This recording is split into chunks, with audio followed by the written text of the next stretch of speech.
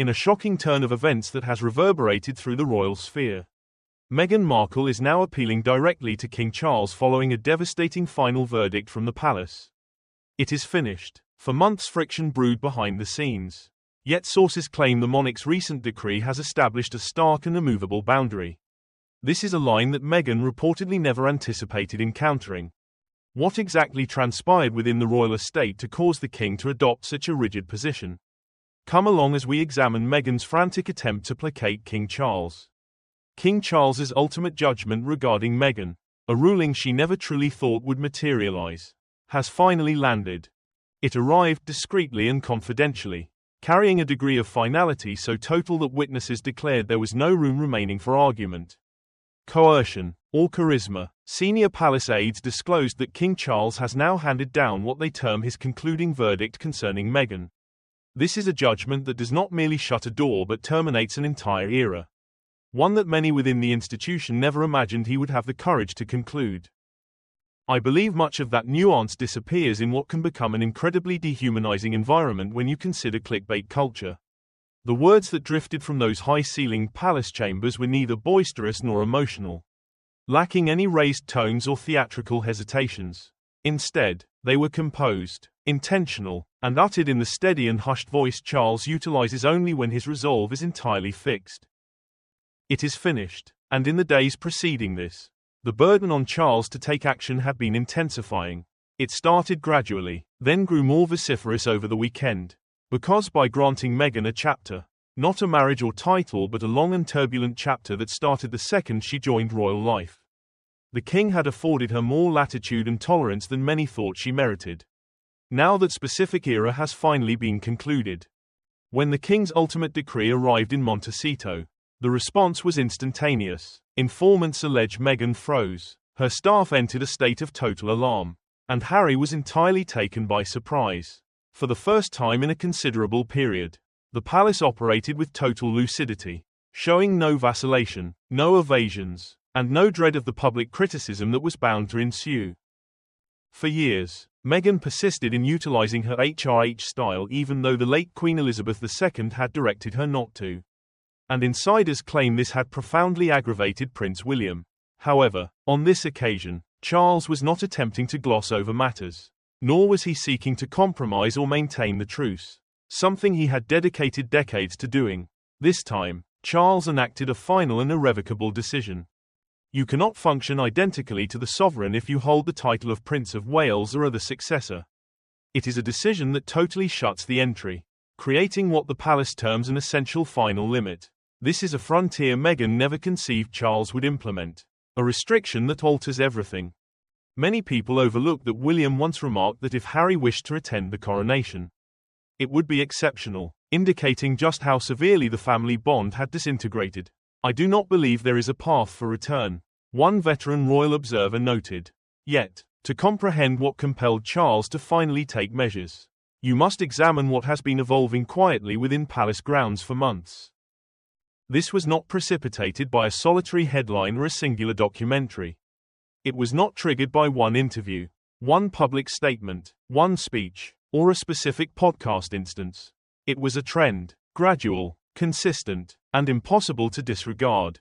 Senior counselors had been observing a mounting intensification long before the general public perceived anything amiss. Palace sources suggest Charles had become profoundly worried regarding how Meghan has been portraying herself in recent showings, brand previews, and public communications. There were understated allusions to royal existence, meticulously selected phrasing implying she retained an active royal link, and high-status ventures that obscured the division between her private label and the royal heritage. Briefly put, Meghan was tactically situating herself as though she remained within the establishment, despite having departed. Assuredly, following the pandemic and all other events, we yearn for that ability to rise above and similar sentiments. Now the repercussions have landed. Behind the curtain, William is reportedly organizing a significant initiative that might lead to several minor royals losing their designations. A signal that the monarchy is consolidating its framework and readying for a more rigorous and streamlined destiny. Initially, the king opted to remain composed. He did not hasten, did not respond, and did not permit emotions to guide him. Instead, he observed, he heard, He anticipated, and he hoped silently that matters would resolve independently. Then arrived what palace insiders now term the ultimate surge of red flags. This was the juncture when everybody understood the scenario was no longer benign. It commenced with a fresh brand introduction, then a flawlessly practiced public address, ensued by a series of high-visibility gatherings and an unforeseen international drive that startled senior executives once they grasped its true implication. One specific matter, however, struck the king on an intensely personal level regarding Catherine. It became agonizingly evident that Meghan was still drawing from the monarchy's influence, its emblems, its past, and its stature long after retiring from royal obligations. In private chambers, consultants started cautioning King Charles that this was evolving into a grave danger to the family's reputation. They discussed bringing down inflation and easing the living costs for families, noting these were matters that could effortlessly spiral out of command if they failed to intervene promptly. One councillor did not minimize the situation, stating to His Majesty that this would not cease of its own accord. That was the instant everything shifted. For the primary time, every chief advisor from media squads to legal specialists to head protocol officers concurred entirely. The monarchy required swift and resolute action. Not in the following month, not subsequent to the next PR maneuver, and not following the next dispute. But presently, they dreaded that if they did not establish a rigid limit today, Meghan would revise the entire royal history by the morrow. Consequently, behind secured doors and distant from the populace, King Charles arrived at a conclusion. Informants claim it was a determination years in development and one that conducted straight to the instant Meghan heard the phrase she never thought would emanate from the palace again. "It is finished." Once the alerts reached him, King Charles silently transitioned the palace into a managed and nearly mute lockdown. It was nothing theatrical, nothing chaotic, merely a composed yet unequivocally grave reaction. This demonstrates plainly that while we may not all possess a collective past, sources allege the king commenced a sequence of vigorous and top-tier gatherings spanning several days. The atmosphere was heavier, more pressing, and more exhaustive than the previous occasion. These were not amiable check-ins. They were emergency sessions with the most influential figures within the establishment. The Privy Council, led communications chiefs, legal tacticians, protocol authorities, and consultants who only emerge when the monarchy encounters a lasting peril were present. One source noted Charles entered the chamber with a serene but unyielding resolve. It was the sort of resolution that indicates he already possesses the solution before anyone utters a word. Papers were scattered across desks, and chronological records were examined.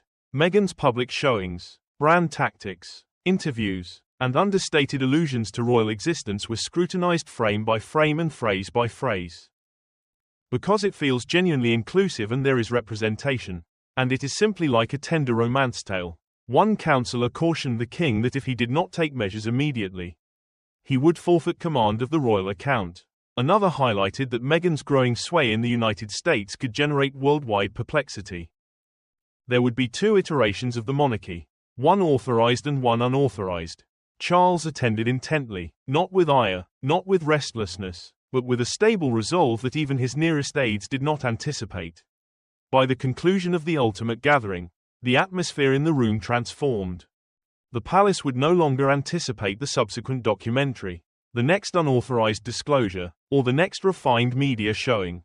They would proceed, not with a press statement, not with a hushed admonition, but with a judgment so lucid and so conclusive that it could not be reversed. Those in attendance state the king concluded the session with one hushed sentence that felt like the shutting of an era. "This chapter is required to cease." Within hours, the apparatus of the monarchy mobilized. Documents were composed, notifications readied, and a confidential messenger appointed. How did Meghan reply to the king's verdict? Let us discover. When King Charles's ultimate ruling arrived in Montecito, it did not arrive with any royal pomp. There was no official missive in a velvet casing, no proclamation to the media, and no courteous caution. It arrived silently, privately, and was conveyed in a manner that made it distinct. This dispatch was intended for Meghan exclusively. According to those present at that instant, Meghan was entirely taken unawares. She was not irate initially, not distressed, merely astounded. She perused the message once, then again deliberately, and subsequently, it impacted her. Advisors within the residence claim Meghan's tone rapidly transitioned from bewilderment to skepticism. I believe you feel genuinely assured that it was ordained by the divine. Perhaps all of this, our camaraderie, you becoming art. Then she shifted to absolute hysteria. She insisted on explanations. She inquired who authorized the ruling. She wished to discover whether Harry had been notified. She contended that there must be a misinterpretation. Yet there was none. Unlike previous palace resolutions, the understated distancing, the hushed rectifications, and the covert modifications, this one was terminal. There was no bargaining, no plea, and no tender phrasing to mitigate the impact. It was the conclusion, and it landed precisely in the fashion the king planned. One confidant depicted her response in a way that left everybody aghast. Meghan never anticipated this ensuing. Not at this juncture, and not in this fashion. She always trusted the palace would sustain a tiny aperture for her eventually. She hoped for an opportunity to return, a chance to revise the narrative, and a chance to reconstruct what was fractured. However, this verdict accomplished the precise reverse. It slammed that aperture shut permanently. 40 companions were asked to contribute 40 minutes of their time to assist in mentoring a woman who is mobilizing back into the workforce. According to individuals who were present, Meghan commenced stalking about the chamber, her strides agitated and irregular. Her voice trembled as she attempted to comprehend what had just transpired. She wished to identify who had swayed the king, who had advocated for such a rigorous judgment, and why it was occurring presently, when it finally struck her that this was not a proposal or a caution but a concluding proclamation. Everything regarding her altered. There were tears, mounting exasperation, and a profound sensation of treachery. She experienced a genuine dread that this instant was a pivot point. A juncture she could not reverse.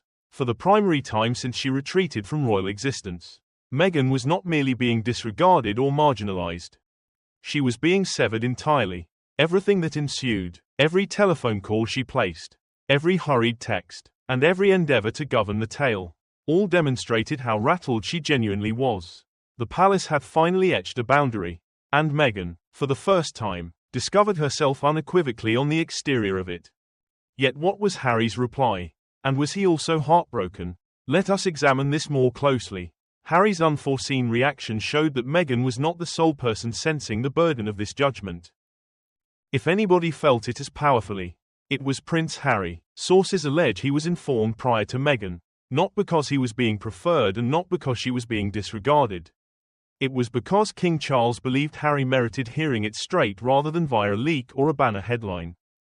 However, that moment of politeness became the genesis of something far larger and much more agonizing. Those intimate with the scenario claim Harry's response was a mixture of astoundment, annoyance, and something more profound. It was a weighty emotional awakening that regardless of what he did, he could never entirely safeguard the two realms. There is the spare and the heir. My brother being the heir and me being the spare. He had been attempting to hold it together since 2018. When the king elucidated the verdict, Harry resisted. He did not argue loudly or wrathfully, but with feeling. He requested time. He implored his father to rethink. He questioned if the judgment could be mitigated, postponed, or made to appear less severe. Yet King Charles did not waver. A senior assistant depicted the king's manner as serene, constant, and deferential, but completely unmovable. That, insiders claim, was the instant Harry finally perceived something he had endeavored to evade for years. His father was not simply marking a division between the palace and the populace. He was etching a line between the institution and Meghan. When Harry finally conveyed the news to Meghan, everything in Montecito transformed immediately. There were tears, not merely from Meghan but from Harry as well. He realized that whatever occurred subsequently, he would once again be shoved into the function he loathed more than anything. He sort of plunges in and out of the gravity. And you are a humorous man. I am a humorous person. Yes, he was the span between two worlds that no longer desired to converge. One source stated it plainly. Harry was not just distressed with King Charles. He was crushed that he could not remedy this. Not on this occasion. The friction between father and son has never been uncomplicated. Yet this occurrence generated a new variety of remoteness. It is quiet, hurting, and so profound that neither party comprehends how to mend it. Behind closed doors in those private times, he never speaks about it. Harry pondered the same matter everyone inside the palace was murmuring. They asked if the king has genuinely made his ultimate and concluding call and what precisely that leaves for Meghan's destiny. Let us discover, what does the future contain for Meghan? The juncture that everybody had been theorizing about, whispering over, and attempting to forecast for years has finally landed. For the primary time since Meghan withdrew from royal existence, King Charles has released a formal written institution-level mandate. It is so absolute that it permits no space for debate, bargaining, or revocation. According to palace informants, this closing verdict contains 3 significant components, each more conclusive than anything that had arrived previously. First, Meghan will no longer be permitted to cite, allude to, or link herself to the monarchy in any forthcoming projects, brands, or media enterprises. This applies without distinct written consent from the palace. In other phrasing, the epoch of ambiguous royal branding, where she could imply a connection without lucid approval, is formally finished. Second, any surviving royal prerogatives or courtesies, those tiny informal permissions the family seldom cites, have now been totally rescinded. Travel benefits, symbolic links, and quiet entry to specific cliques have all silently vanished.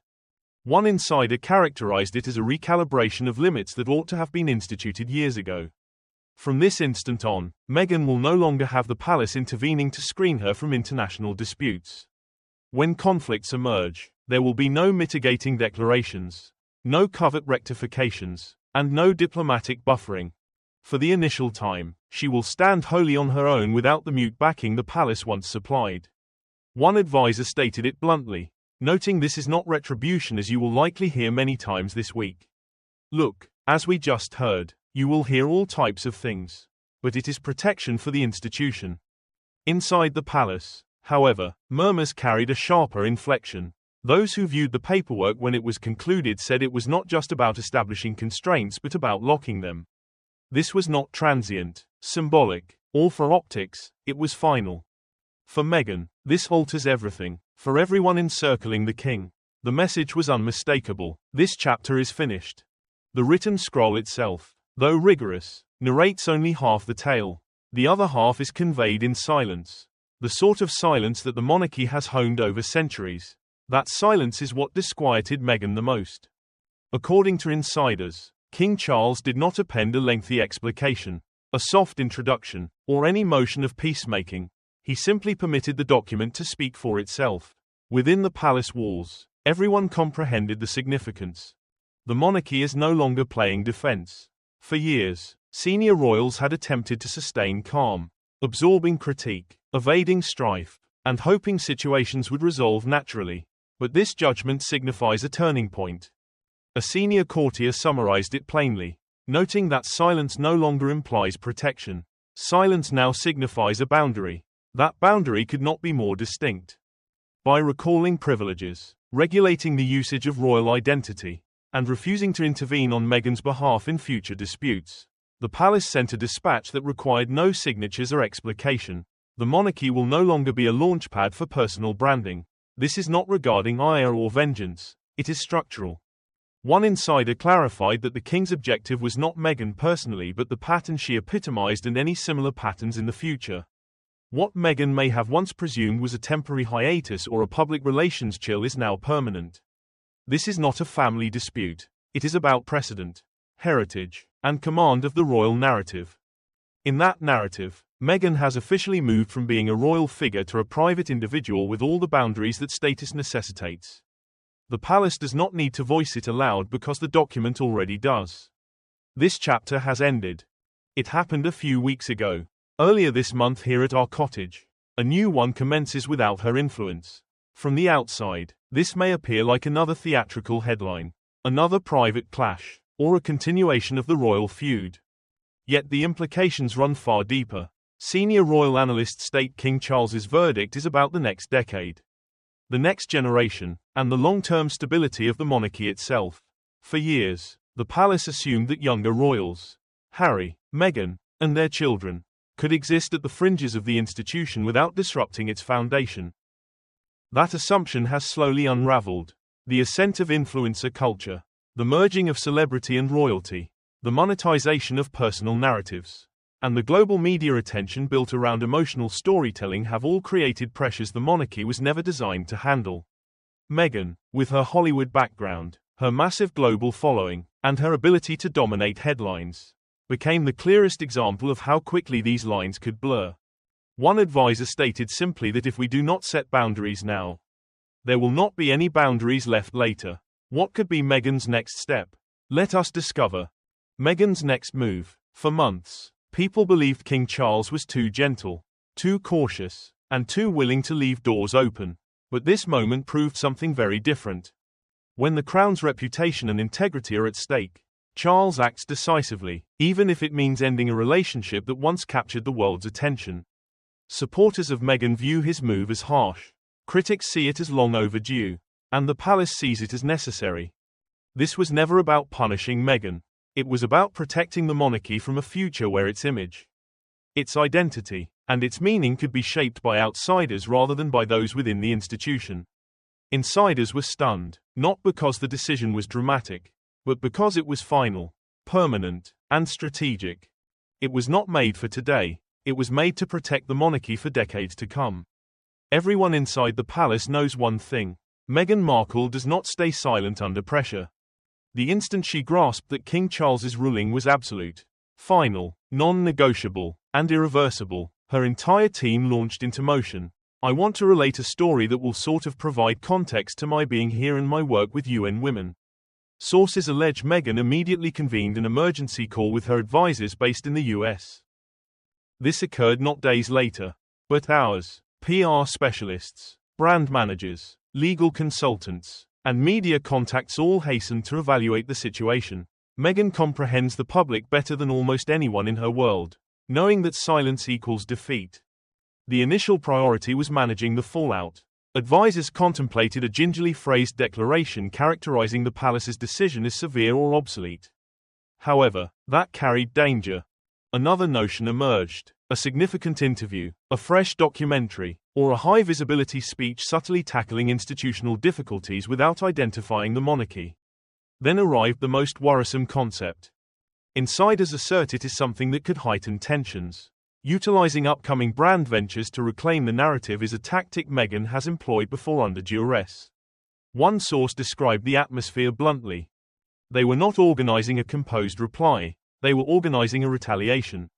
The obstacle is this: Charles's limitations imply Meghan cannot cite the royal family without risking public censure. She is now compelled to reconstruct her public strategy completely without relying on the monarchy. Some consultants advised prudence, while others advised revenge, but everyone concurred on one point. If Meghan feels trapped, she will not remain mute.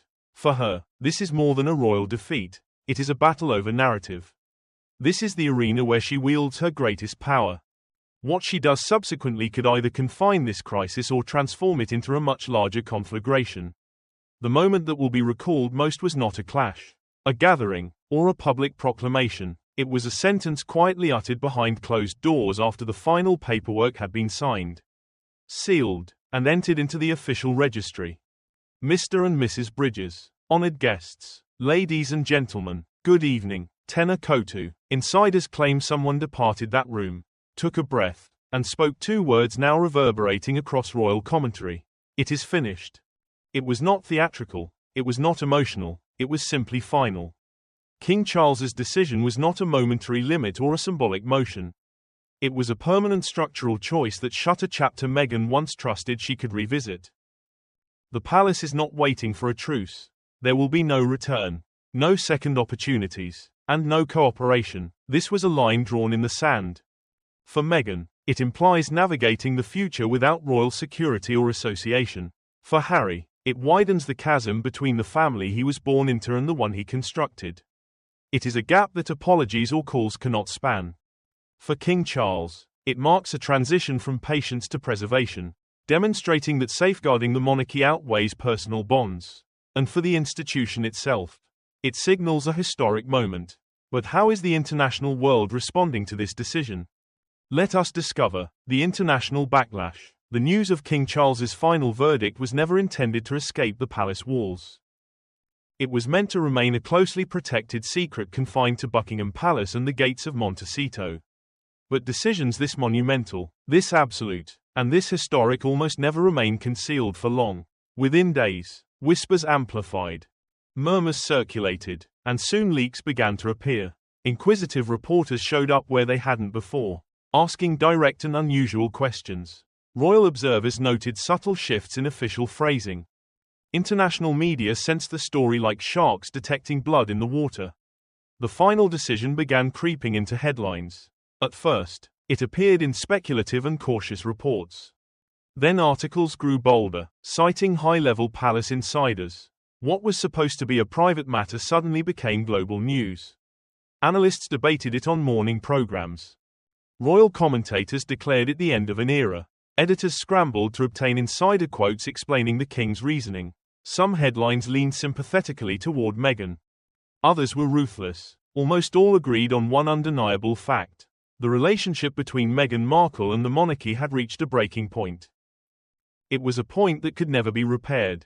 Inside Montecito, the atmosphere shifted rapidly. Panic gave way to damage control, which soon hardened into defensive strategy. Meghan's team began tracking every article, monitoring online trends, and preparing for the inevitable global wave. Experts warned that this attention would have consequences far beyond headlines. It would affect her image, her brands, her partnerships, future projects, and her ability to control her story without royal interference. And then I said, okay, I have always loved being able to share. I have always loved, once the world believes a door is closed. Every move she makes is scrutinized through that lens. One insider described it as a reputational earthquake. It is the kind that can reshape public perception for years. And in the palace silence. The kind of silence that speaks louder than any statement. The message was clear, the monarchy would move forward without her. But Meghan was not about to stay quiet behind the gates of Montecito. A counter-strategy was already forming. Insiders say it is bold, calculated, and potentially explosive. The fallout had only just begun, and her next move could ignite a storm. While the palace remained frozen in silent control, Montecito swung into action. Meghan Markle understands one thing with perfect clarity. When the narrative turns against you, hesitation is dangerous. You pivot, and you pivot fast. Insiders reveal she immediately began assembling a detailed plan. Not just for public response, but for long-term survival and influence. This was no longer panic. This was strategy in motion. Her team divided the crisis into manageable segments. Public image, brand positioning, media openings, legal boundaries, and emotional leverage were all considered. A war room was set up with screens showing trending analytics, social sentiment charts, news cycles, and influencer reactions. They mapped out three possible paths. Option 1 was a quiet reset, appearing in public with calm composure, no defensiveness, and no confrontation, letting subtle grace sway sympathy toward her. Option 2 was narrative reclamation, a controlled media appearance, a feature, or a documentary segment highlighting systemic obstacles she faced, framing the king's decision as a symbol of the institution she left behind. Option 3 was the direct counterattack, a bold and pointed statement hinting at injustice, subtly questioning the monarchy's authority, and taking the fight head-on. Insiders say this is the path her team quietly favors. Controversy generates attention. Attention generates influence. Yet Meghan's greatest challenge isn't just the palace, it is the rules Charles has now imposed. She can no longer hint at royal connections, symbolism, or identity without facing backlash or even legal consequences. This restriction strikes at the heart of her brand, which was built in part on royal proximity. A strategist close to her put it bluntly. She must now grow her platform without the very element that fueled her rise. Behind the scenes, Meghan is carefully planning her next move. Every step must respond to the king's boundaries without crossing them, because from this moment forward, a misstep could widen the gap beyond repair. A clever and calculated move could regain control and reshape perception. And somewhere in Montecito, amidst strategy sessions and crisis meetings, Meghan made a decision. Her team did not expect it. A decision insiders say could make the king have to rethink his decision. What do you think about Meghan's sudden move to pacify King Charles? Share your thoughts with us in the comments section. Don't forget to like and subscribe.